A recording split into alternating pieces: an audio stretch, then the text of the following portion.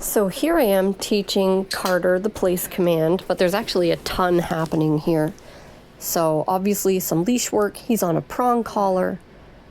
So we're teaching him how to respond to that leash pressure. Right here, you see me just pausing, right? I'm just standing here, kind of keeping his attention.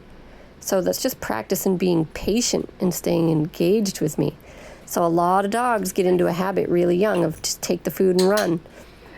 So we want to teach them to stay engaged and continue waiting for direction and to see what happens next. And right here, when I give him his food reward for getting on place, he tends to want to smack me with his paw because he's so eager to get the food. So if he does that, I'll usually say no and stand back up and back away with the food.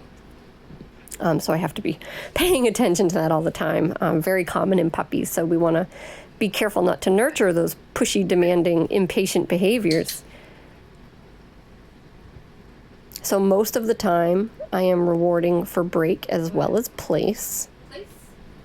And then as we move into doing some duration, I'll reward him more on the place cot than off. So there's actually a ton happening here. He's learning what the word break means, what the word place means. He's learning to be patient and stay engaged even after he gets a reward. He's learning how to respond to leash pressure. He's learning not to be pushy when I give him a food reward. So you can see he's still really eager to get it, and that's okay. But I don't want him smacking me with his paw. So I won't give it to him if he does that. Great. Good boy. Good. Place. Good boy. And you can see he's having a lot of fun working. So that's good. And not all dogs do. And there's not anything wrong with them. But it takes a little more effort. So I like to keep the food put away in a pocket or pouch and don't reach for it until after you mark the behavior, either with your verbal marker or your clicker.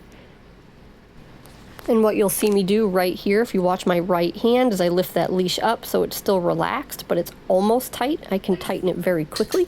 The reason I do that is because I have Carter here on a prong collar, and so if I tighten that leash up just a little bit, it's enough to get his attention right away, which is amazing. So if he decided he was impatient and he was going to leave or walk away, or he was going to jump on the place cot before I asked him to, I could just tighten that leash up and get him re-engaged with me right away. Whereas if he was on a flat collar or a harness, he would probably just continue to try to run away, jump on the cot, or leave, pull on the leash, and rehearse impatience. So this is a great tool to facilitate that communication and get your puppy re-engaged with you instantly.